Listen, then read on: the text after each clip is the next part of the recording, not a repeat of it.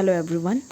I'll discuss on Indian Constitution and human rights perspective. So, effort to revive the philosophy of human rights in modern sense, however, were started during the course of Indian revolt against British regime.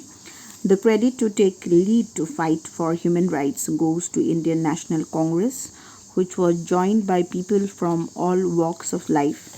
The avowed objective of several national movements and resolutions like that of Chartered Act of 1813, Government of India Act 1833, Proclamation of Queen Victoria that was on 1858, then Indian National Congress movement in 1895, the Government of India Act 1915, and a series of resolutions adopted by the National Congress between the period 1917 and 1919. Commonwealth of India Bill is another one that was passed in 1925. Then the report of Motilal Nehru Committee in 1928 was all to secure civil liberties and human rights of non-discrimination on grounds of race, color, creed, religion, etc. in the matter of access to public places, offices, and services.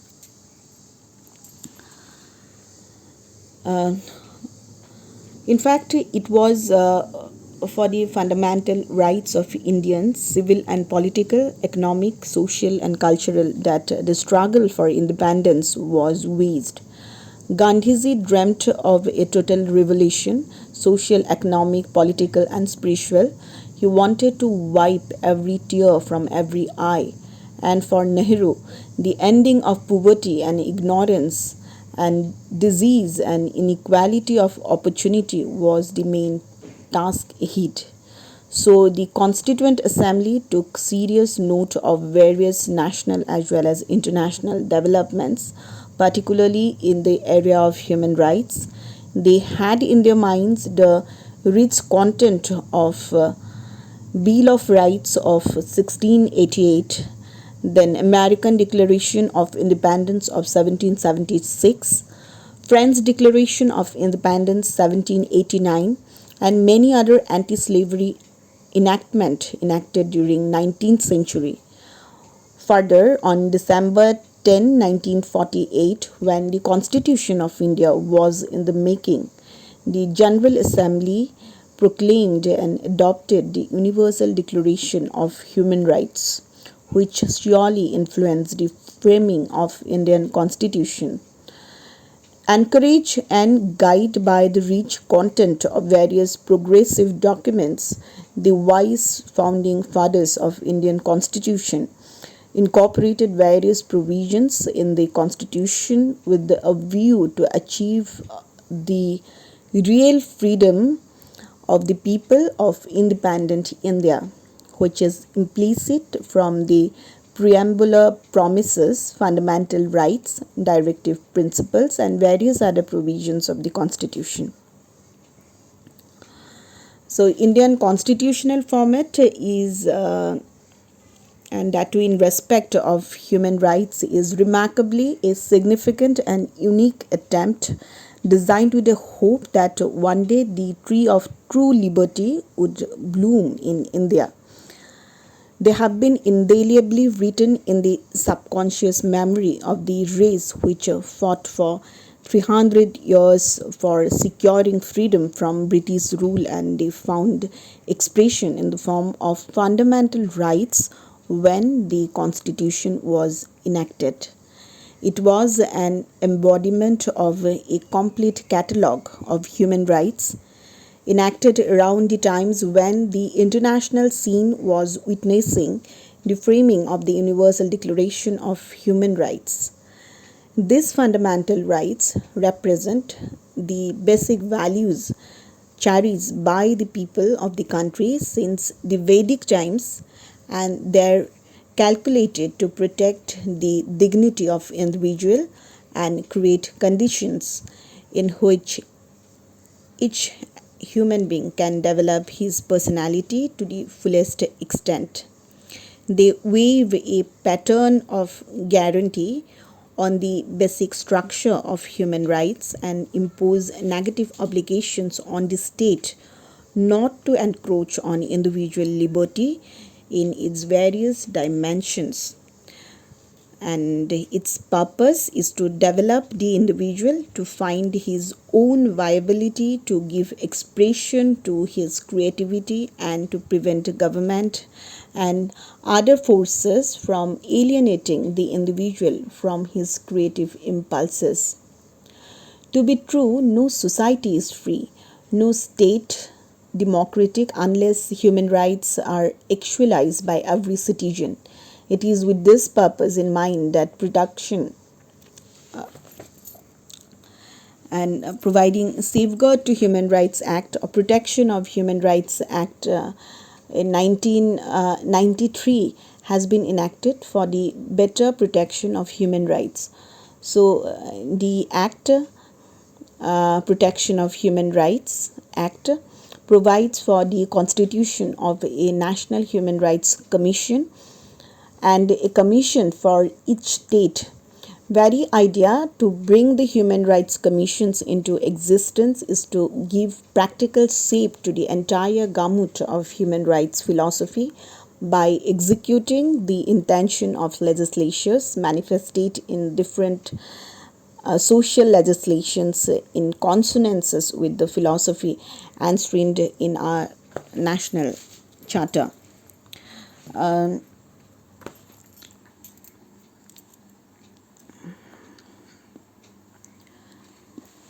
So you see, despite the fact that we have detailed provisions to protect and safeguard the human rights of the people, we see that a study processed a study process of devaluation or even demonetization of human dignity and personality is irresistibly advancing, and brutal betrayal of these basics which are enshrined in the International Bill of Human Rights becomes a common scenario. The human rights are daily proving to be mere teeming illusion and promise of unreality. Thanks to increasing international awareness, state responsiveness to augmenting the regime of human rights is influencing national justice system interpretatively to enforce these great values.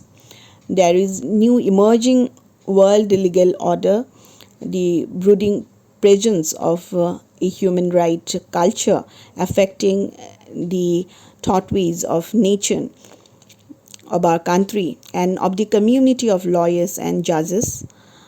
The Indian experiment in enacting the Protection of Human Rights Act is a hopeful start. The human rights jurisprudence is gaining judicial reverence in India, especially where life and liberty are violated by state. The court in India has rightly explained the international conventional law must go through the process of transformation into the municipal laws, and national rule is to be interpreted in accordance with the state international obligation. The apex court has rightly observed that while discussing the relevant statutory provisions and constitutional requirements, the courts and councils must never forget the Article 5 of the Universal Declaration of Human Rights. The court has further directed that the state shall take steps to keep up to the standard minimum rules for treatment of prisoners recommended by the United Nations, especially those relating to work and wages, treatment with dignity, community contact, and correctional strategies. Keeping in view the significance and popularity of the subject in today's world, I would try to focus my attention on the origin and development of human rights jurisprudence, with special emphasis on the subsequent evolution of different time period of Indian history. Um, some part of it has already been discussed in one lecture. An honest effort is to made to discuss the constitutional provisions dealing with human rights of people of India. So you see that to be true, the rights of man have been the concern of all civilizations from time immemorial. The survey of the history of civilizations of different countries establishes it beyond doubt that people of earlier age were familiar with human rights. The same has been the case when Indian civilization uh, and with this Indian civilization and Indian history is warranted by the fact that human rights jurisprudence has always progressed through historical path in smooth manner and never lost its link in the past. The history of Indian civilization shows that the basic human rights of human being were in existence, and we find many references in ancient scriptures which establish beyond the shadow of doubt that human rights were being protected by rulers from time to time. It's quite evident from the survey of ancient scriptures that human rights jurisprudence has always occupied a place of prime importance in India's rich legacy of historical tradition and culture. The unfolding of Indian history discloses that ancient Indian philosophers and thinkers drew inspiration from national law philosophy and successfully expounded a theory of higher moral law over and above positive law, embodying certain values of universal validity, right? And these are like dharma, kama, artha, and moksha, with a strong zeal to establish harmonious social order by striking a balance between inner and outer, spiritual and material aspect of life. They were universalist, humanist, rationalist, and above all, they were moralist who excavated a deep philosophy of higher values and ideals on their conception of dharma and used it as a weapon to govern an integrative manner all civil, religious, and other actions of men in society. The excellence of Indian civilization lies in the fact that kings in India, unlike the Tudor kings or French Louis, were subjected to supremacy of law of dharma.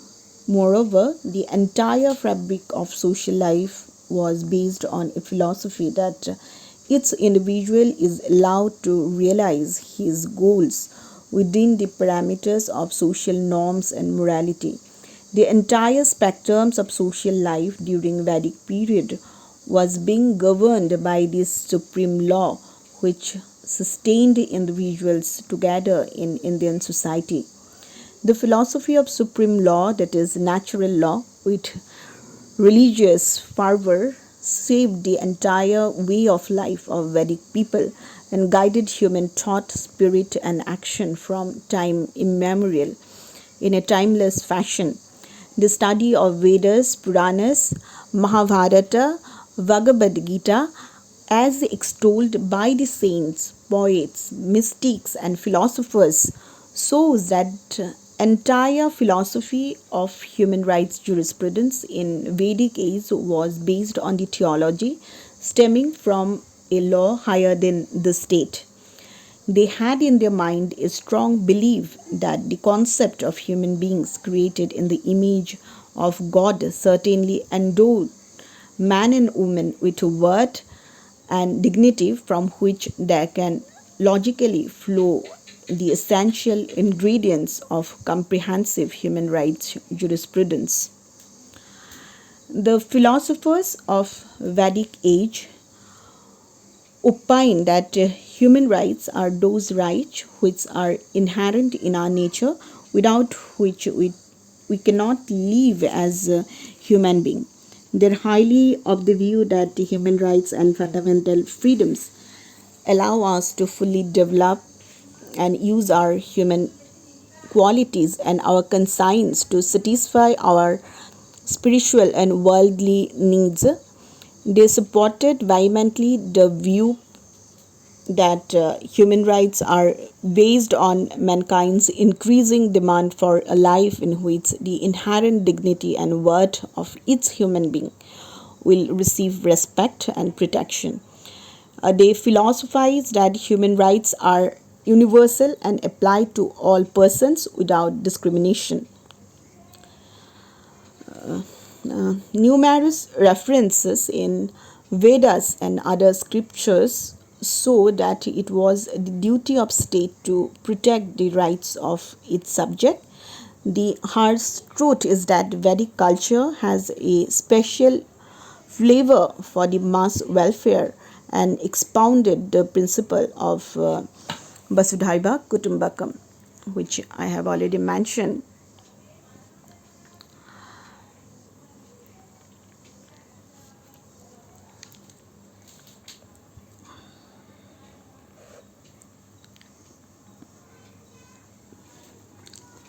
At the same time, the study of Indian scriptures reveals that there was a rich jurisprudence in ancient India which provided an effective framework for the governance of behavior of ordinary persons as well as the sovereign and the king.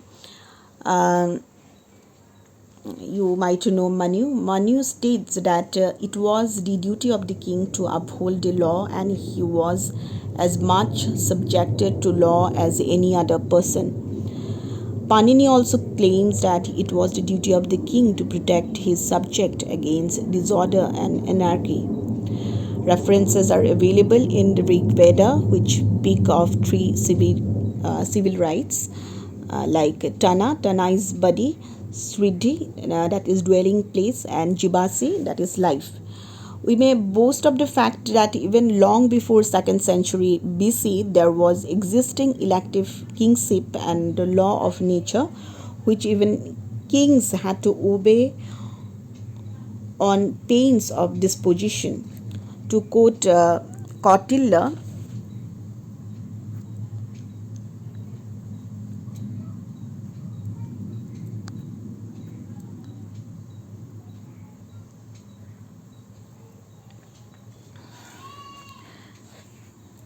in the happiness of the subject lies the happiness of the king, and what is beneficial to the subject is his own benefit.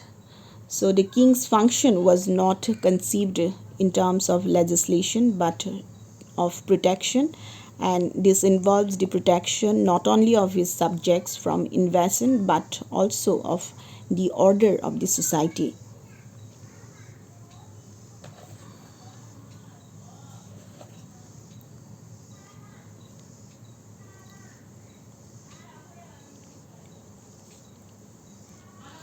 Mahabharata propagates revolt against a king who is oppressive and failed in his functions to provide protection to his subjects.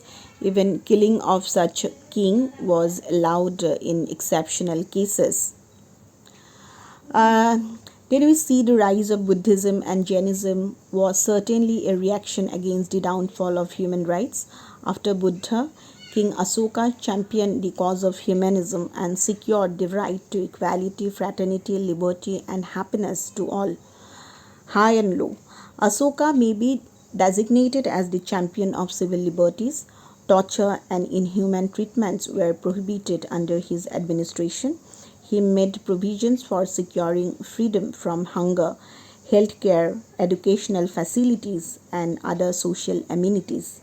The study of Mudra Raksha further reveals that Asoka considered dispensation of justice as one of his important duties.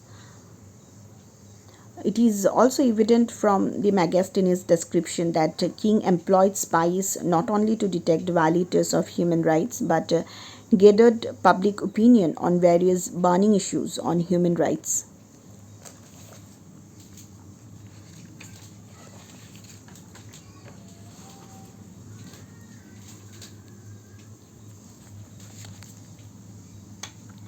Uh, the trend set by Akbar and Jahangir was reversed by Aurangzeb. His sheer indifference to human rights gave rise to Bhakti movement in India, which successfully revived and regenerated the old values of truth, righteousness, justice, and morality.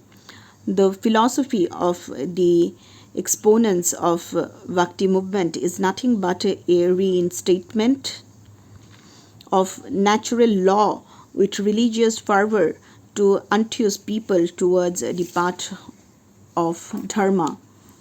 A modern version of human rights jurisprudence took shape during British rule in India. The harsh measures, repressive measures of British rulers encouraged the Indian people to fight for their civil liberties and the demand for constitutional guarantees of some fundamental rights. Uh, the avowed objective of several national organizations, including that of Indian National Congress, in the beginning was only to secure some civil liberties and human rights of non discrimination on grounds of race, color, etc. A national struggle for freedom was largely directed against racial discrimination and to secure basic human rights for all the people. The impression gained in the Indian mind was that their sacred, inalienable human rights had been ignored, denied, and trampled for the sake of England and English rulers. The trials of Tilak and Gandhiji proved uh, to be eye-opener to all Indians that human rights, fundamental freedoms and liberties and independence would not be granted to Indians. British rule virtually proved satanic and adharmic. It was in this climate that Gandhiji expounded the theory of satyagraha to arbitrary against this arbitrary British regime and regain a meaningful life, liberty, and national independence. The foregoing study shows that first explicit demand for the demand of the people of Indian subcontinent for fundamental rights found in the place of Constitution of India Bill 1895. It was a kind of constitution which proposed to guarantee every one of the citizen some basic human rights. It was in 1925 that the Indian National Congress finalized a draft of Commonwealth of Indian Bill embodying a declaration of rights. Madras Congress demanded a declaration of fundamental rights in any constitutional framework. The demand was also repeated and vehemently emphasized by Motilal Nehru Committee appointed in 1928. The report emphasized a series of human rights. Unfortunately, the Simon Commission rejected the demand voiced by Nehru Committee report. Despite opposition from British regime, Karachi session of Congress in 1931 adopted a detailed program on fundamental rights and emphasized that fundamental rights to be included in the Government of India Act 1935. Much to the disappointment of the Indian leaders, Government of India Act 1935 was passed without any right. The Congress re-emphasized the need for the inclusion of fundamental rights under the chairmanship of Tej Bahadur Chapru. All this ultimately led to the establishment of Constituent Assembly to make the constitution for India, which would enable the Indians to wipe every tear from every eye and make India free from want, hunger, poverty, squalor, exploitation, and discrimination.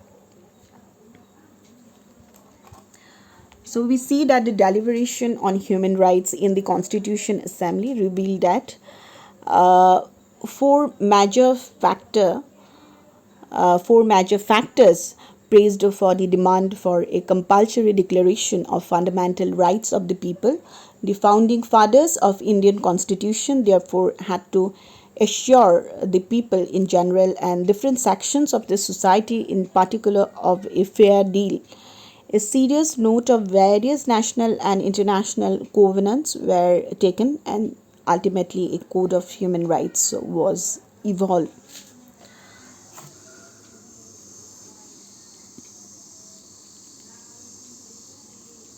Uh, Briefly speaking, the Constituent Assembly successfully incorporated in the Constitution of India the substance of most of the rights proclaimed and adopted by the General Assembly in the Universal Declaration of Human Rights. The wise founding father of Constitution have made the Indian Constitution a viable instrument for the Indian people's salvation with a zeal to secure all persons' basic human rights in the light of philosophy envisaged in international covenant.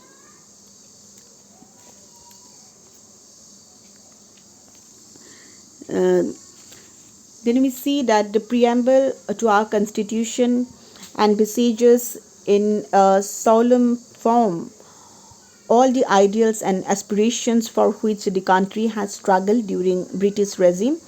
It declares to secure all the citizens justice, liberty of thought, expression, belief, faith and worship, equality of status and of opportunity. There is a strong assurance to protect the dignity of the individual, high and low. A reading into Part 3 of the Constitution reveals that a series of human rights have been guaranteed, which are prohibitions against the state. Although these rights are subject to certain restrictions, but efforts have been made by our founding fathers of our Constitution to strike a balance between the individual liberty and social interest. Similarly, Part 4 of our National Charter sets out the aims and objectives to be achieved by the state in the governance of the country. To be true, the preamble of the Constitution, together with fundamental rights and directive principles, constitute the Bhagavad Gita of Indian sociological jurisprudence, securing to all its citizens justice, social, economic, and political. There is no hesitation to say that fundamental rights incorporated in Part 3 of our Constitution constitutes the Magna Carta of individual liberties and human rights. A deep insight into Indian Constitution reflects that it has created two broad categories of human rights. First one is civil and political rights, second one is economic and social rights. The unique feature of Indian Constitution is that the very classical individual liberties have been included in chapter on fundamental rights which are enforceable, and economic and social rights have been incorporated in chapter 4 which are a part of directive principles not so enforceable through the judicial wing of the state.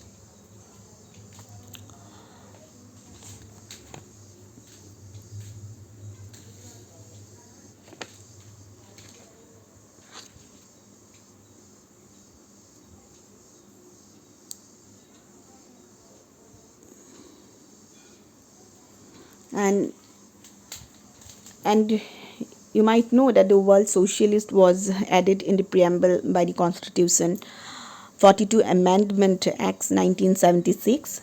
The word secular was added in the preamble by the Constitution 42nd Amendment Act 1976. Before this change, the liberty of belief, faith, and worship was promised in the preamble. This has been further guaranteed by the fundamental rights in Article 25 to 28.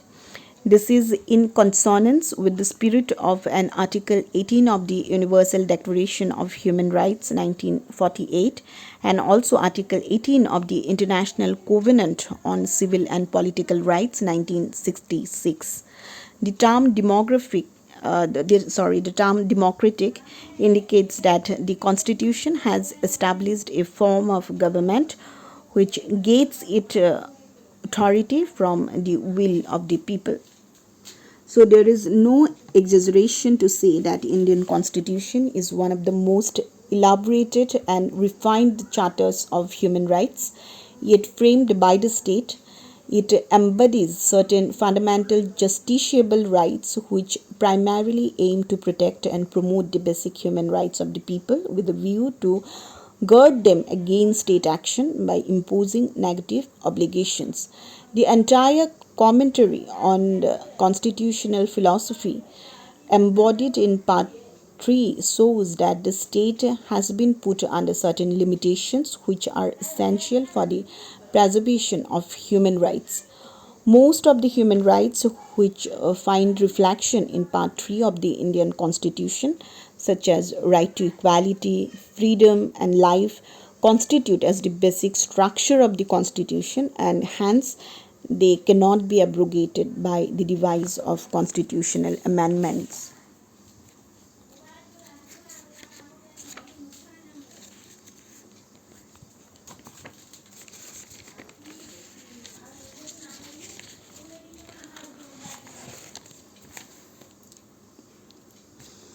Um, Apart from this, if we look into the modern historical perspective of rights, we see that we became independent in 1947 and gave to ourselves a constitution which guaranteed to all its citizens liberty, equality, and justice, social, political, irrespective of caste, color, creed, or sex. The chapter on fundamental rights unambiguously recognized the basic rights of all the individuals. It suggested a mechanism for realizing the cherished goal of the nation and outlined a clear direction for removing all kinds of inequities from the lives of its people. In the chapter on the directive principle of state policy, many significant directions were given. One of the most important being that the state will endeavor to give free and compulsory education to every child in the age group of 6 to 14. After the promulgation of the Constitution, many amendments were made and many laws were enacted to realize the aims and purposes enshrined in the Constitution. Today, if we review the position of human rights available to the people of India in the light of the direction envisaged by the Constitution in 1950, we find the picture as a mix of many successes with occasional failure due to strange conditions available in our country. Uh, First, we see our fight against poverty. We have taken rapid strides on the path of ameliorating the lot of our people through planned development. Too much has been attained on this front, and we have succeeded in reducing the number of people living below poverty line, but it is a bitter reality that even 45 years after we see it is a bitter reality that many people, 30 to 35% of population, more than that, are living below poverty line. You will cross check the statistics. So they do not get 2 square meals a day, have no access to sufficient clothing to cover their bodies, and have no roof over their heads when they sleep at night. They are compelled to lead a life of semi-nakedness, malnutrition, the disease, drudgery, And worse still is the fact that they are illiterate and makes no effort, or rather are not in a position to make any effort to improve their lots. It is a great challenge before the country and constituent and before the country, and constitutes a great violation of human rights of our countrymen. One of the reasons for the slow administration of social and political justice to all sections of the society is perhaps the prevalence of illiteracy in our society. It creates all sorts of problems and sometimes neutralizes the whole effects of development. Social tension, then we see communal classes, uncontrolled growth of population, presence of social prejudices, permanent backwardness of some sections of society and some regions in the country, low per capita income, low quality of life are some of the byproducts of illiteracy. Although tremendous changes have been taken place in the decades after independence in this aspect, yet the picture is still very grim.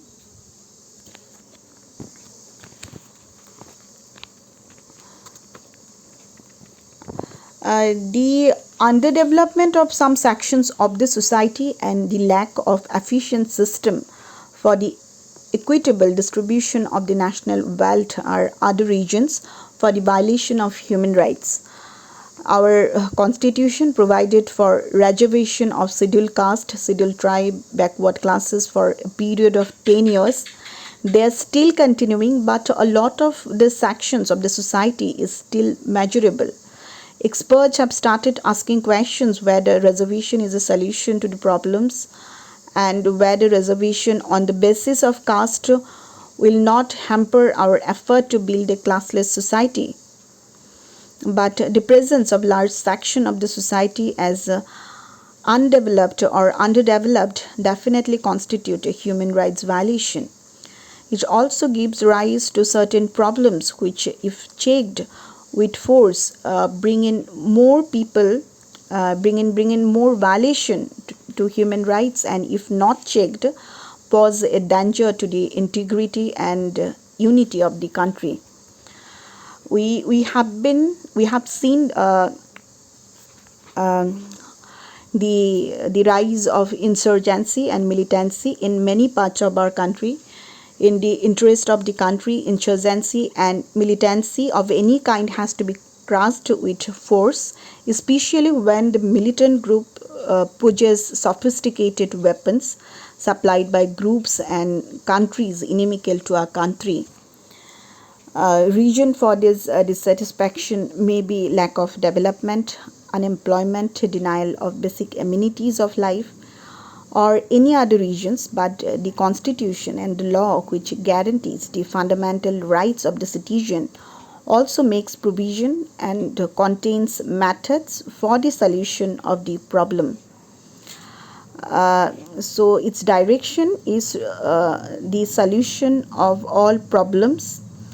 Its trust is the solution of all problems, and that too through discussions and dialogue and by non-violent methods. And it has no place for violence or armed rebellion. Many aspects of human rights violation are connected with this basic issue.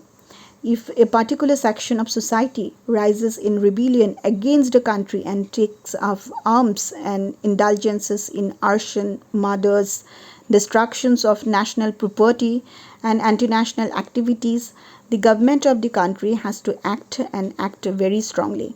It must be understood very clearly that every person or group which enjoys all privileges and rights in the country but turns criminal and traitor for his vested interest forgoes these rights and privileges the day he becomes a criminal or anti-national, and punishment to such person under the law of the land constitutes no human rights violation. But it also depends on how the country defines anti-national. A sensitive point of human rights violation comes in the case of people killed in police encounters or dying in police custody. Even in such cases, our laws should be transparent to convince the people that the encounters are not fake and that the people dying in police custody didn't die on account of revenge, any kind of revenge or malified intentions.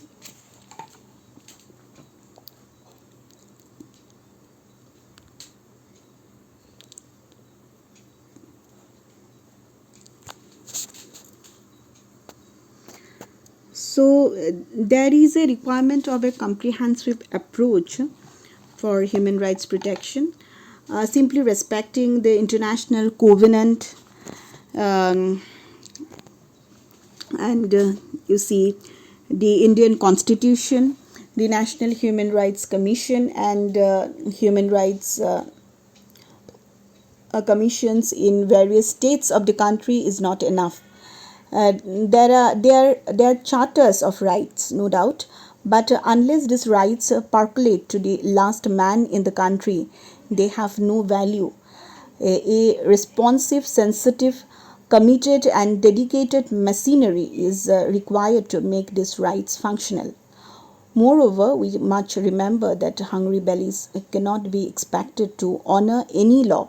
If we have to make the people of the country law abiding, non-violent, and responsible, we have to ensure through efficient administration the equitable distribution of national wealth. We must change our priorities and should see the minimum requirement of life are available to the citizens of the country.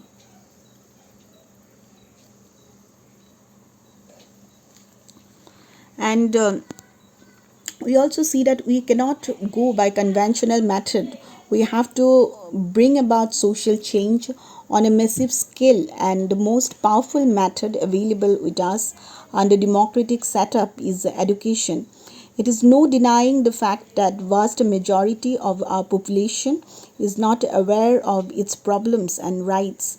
Giving awareness to this vast population is a gigantic task and can be undertaken only with the strong will and dedication of the people of the country.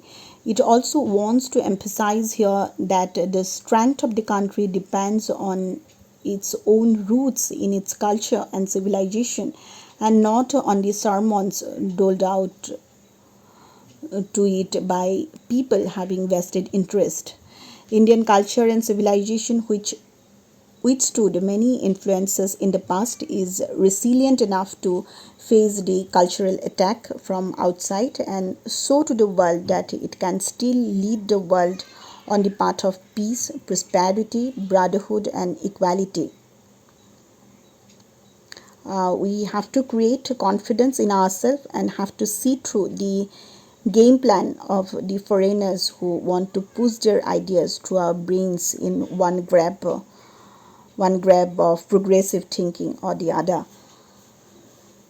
Uh, so let us solve all our problems with a sense of commitment, bring equality of life to all the citizens through persistent effort, and strive to excel in all fields, and chant in hymns of Veda with Swami Vivekananda that rise, awake, and stop not till the goal is achieved. So, the Constitution means a document having a special legal sanctity which sets out the framework and principal functions of the organs of the government of state and declares the principles governing the operations of those organs. Constitution is not to be construed as a mere law but as a machinery by which laws are made. A constitution is a living and organic thing which of all instruments has the greatest claim to be construed broadly and liberally, very, very liberally. So that is all for today. If you have any confusion, drop a message in the WhatsApp group and it can be sorted in the live class. Thank you.